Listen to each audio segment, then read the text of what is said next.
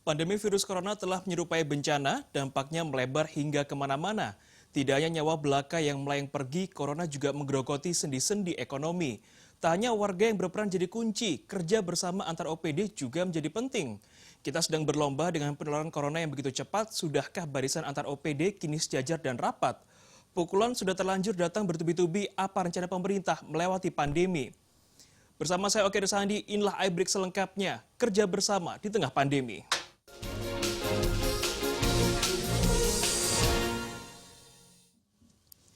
Pemirsa, awal pekan ini Jawa Timur telah menempati peringkat pertama dari penularan virus corona di Indonesia secara nasional. Jika sebelumnya DKI Jakarta memimpin, kini Jawa Timur telah menyalip DKI Jakarta, berada di ranking pertama dengan jumlah total per kemarin ada 11.482 kasus pasien positif COVID-19. Dan sebanyak 47% diantaranya berasal dari kota Surabaya, epicentrumnya masih jelas. Bahkan pekan lalu hari Rabu, Presiden Joko Widodo langsung hadir ke Jawa Timur ke kota Surabaya untuk melihat bagaimana penanganan pandemi COVID-19 di ibu kota Jawa Timur, maksud kami di kota Surabaya, dan memberikan ultimatum kepada pemerintah daerah bahwa dalam waktu 2 minggu ini angka penurunan harus terlihat jelas secara signifikan. Lantas bagaimana OPD-OPD di kota Surabaya, sudahkah mereka solid untuk bisa mengerjakan segala sesuatunya untuk menangani pandemi COVID-19? Kita akan bahas hari ini dengan dua narasumber yang sudah hadir di studio kami. Ada Bapak Baktiono, anggota DPRD Kota Surabaya, dan juga Dr. Eni Haryati, pengamat kebijakan publik. Assalamualaikum Pak Baktiono, Bu Eni. Assalamualaikum. Waalaikumsalam. Saya mungkin langsung ke Pak Baktiono terlebih dahulu. Pak Baktiono, saya minta tanggapannya. Rabu pekan lalu, Presiden setelah berkunjung ke Surabaya, Jawa Timur, melihat bagaimana penanganan langsung COVID-19 dan diberikan waktu 2 minggu. Apakah ini waktu yang cukup untuk bisa menekan COVID-19, khususnya di kota Surabaya yang masih menjadi epicentrum? Ya, jadi waktu 2 minggu ini adalah waktu yang sangat mepet, yang diberikan batasan oleh Presiden Joko Widodo. Karena memang apa yang dilakukan kota Surabaya juga dibantu oleh pemerintah pusat, Betul? yaitu dengan menerjunkan Badan Intelijen Negara beserta peralatannya untuk rapid test dan swab, dan secara masif itu turun sampai di kecamatan-kecamatan. Betul, betul. Jadi terutama kecamatan-kecamatan yang padat penduduk, maka seperti Kecamatan Tambak Sari itu juga paling padat penduduknya, Kecamatan Sawahan, Semampir, itu yang terpadat. Dan setelah memang di rapid test itu baru ketahuan kalau warga masyarakat tadi itu dia itu positif atau negatif, bahkan juga mereka hasil swabnya. Jadi semakin kita turun ke bawah, semakin kita melakukan rapid test atau swab, itu nanti akan semakin ketahuan. Jadi di kota Surabaya karena apa?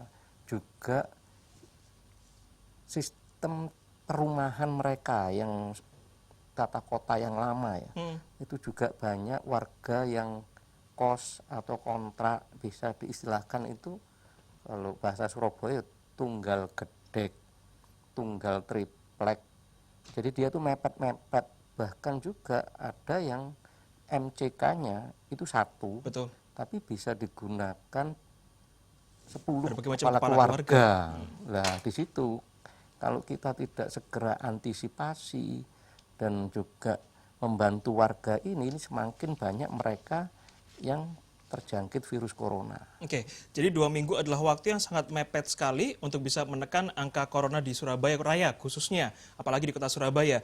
Ibu Eni melihat apa yang sudah disampaikan oleh Presiden Joko Widodo, memberikan waktu 2 minggu untuk Surabaya Raya, kota Surabaya, Kabupaten Sidoarjo, dan juga Kabupaten Gresik untuk bisa menurunkan secara signifikan. Apakah ini sesuatu hal yang berlebihan atau wajar saja Presiden memberikan ultimatum?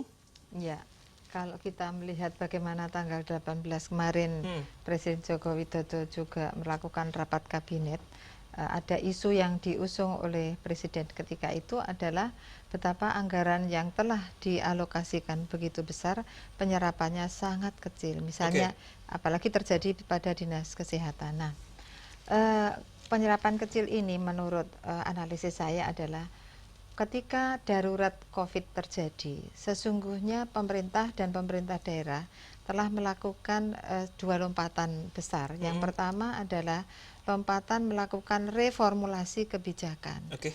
Anggaran di switch ke sana semua. Yang kedua juga melakukan reform di kelembagaan dengan ditetapkannya gugus tugas pada semua level. Betul. Bahkan Kota Surabaya sudah direvisi dari 94 menuju 111 kalau tidak salah. Itu dalam jangka waktu 2 bulan merevisi sebuah kebijakan itu hanya jarang terjadi. Betul. Persoalannya kalau kita mengacu kepada yang pernah ditawarkan oleh Kaiden, seorang ahli transformasi, di Indonesia khususnya, itu terjadi ketidakseimbangan antara kecepatan pada tingkat institutional reform dengan attitudinal reform atau behavior reform. Jadi ketika alokasi dana sudah besar, lembaga sudah dibentuk panitia, tetapi kemudian bagaimana men-switch itu ke dalam sebuah kegiatan konkret, itu tidak semudah itu. Kendalanya di situ berarti. Kendalanya di situ. Dan kalau kita membaca perwali tentang 111 tentang gugus tugas itu adalah bahwa deskripsi tentang tupoksi itu sangat global menurut saya. Belum mengerucut? Betul begitu. Ya, jadi anggota seperti itu, sehingga kemudian itu menurut saya perlu di breakdown lagi ke dalam sebuah tupoksi yang lebih detail dalam waktu cepat. Oke, baik. Kita perlu maklum bahwa memang dalam kondisi pandemi seperti ini memang tidak ada yang siap untuk bisa menghadapi pandemi. Tapi siapa atau tidak siap, siapapun harus bisa membiasakan diri, termasuk pemerintah. Mereka sudah melakukan reformulasi, bahkan sudah melakukan reform unit, dan memang yang menjadi kendala adalah bagaimana kegiatan masyarakat, khususnya para ASN ini belum terbiasa dengan kondisi pandemi. Pak Baktiono, sudahkah teman-teman di jajaran OPD Pemkot Surabaya artinya sudah satu visi, sudah satu pemikiran? Karena kalau kita lihat memang masih ada yang memilih cara A, ada yang memilih cara B. Sudahkah mereka memiliki satu tujuan bahwa ini jalan yang ditempuh untuk menangani COVID-19 di Kota Surabaya?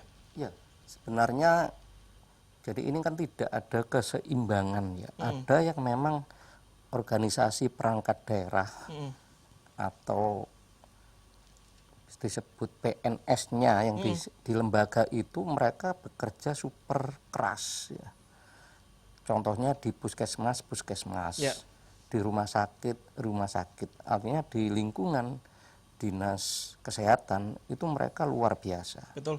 Termasuk ya dibantu juga oleh UPD lainnya seperti Satuan Polisi Pamung Praja, juga ada Linmas atau Perlindungan Masyarakat. Tapi kalau kami pandang itu juga ada OPD yang mereka kelihatannya misalnya ada yang kena satu langsung di lockdown sehingga pelayanan masyarakat terganggu. Contoh saja yang banyak dibutuhkan masyarakat yaitu yang mendapat keluhan ke kami juga itu di Dinas Kependudukan dan Pencatatan Sipil. Betul. Memang di sana itu bertemu masyarakat untuk mengurus identitas diri baik EKTP, juga akte kelahiran. Kalau yang akte kelahiran itu bisa online ya, langsung bisa diantar kalau ingin pelayanan cepat, termasuk akte lainnya. Tapi kalau EKTP harus ke lokasi. Iya ke lokasi. Makanya jangan di lockdown. Tetap pakai protokoler kesehatan minimal ya seperti yang saya pakai gini lah, ada face shield. Jadi, seperti ini, terus dia pakai APD. Contohnya kalau memang ada yang mereka kena COVID terus mereka di lockdown. Bagaimana di puskesmas? Itu kan tempatnya orang sakit, masa di lockdown semua kan? Betul. Artinya tidak akan ada penanganan secara medis di sana kalau memang puskesmas atau rumah sakit harus di lockdown. Jadi memang yang menjadi perhatian Pak Baktiono dan juga kawan-kawan adalah jika ada satu OPD yang memang salah seorang anggotanya atau ASN-nya terkonfirmasi positif COVID-19 atau justru reaktif hasil rapid test-nya, maka tidak sedikit pula kala di internal tersebut terjadi lockdown yang akhirnya mengakibatkan atau berdampak pada pelayanan masyarakat yang terganggu. Apakah ini sudah jelas kebijakannya itu seperti apa? Nanti akan saya tanyakan kepada Ibu Eni selaku pengamat kebijakan publik. Jangan kemana, iBreak akan segera kembali sesaat lagi.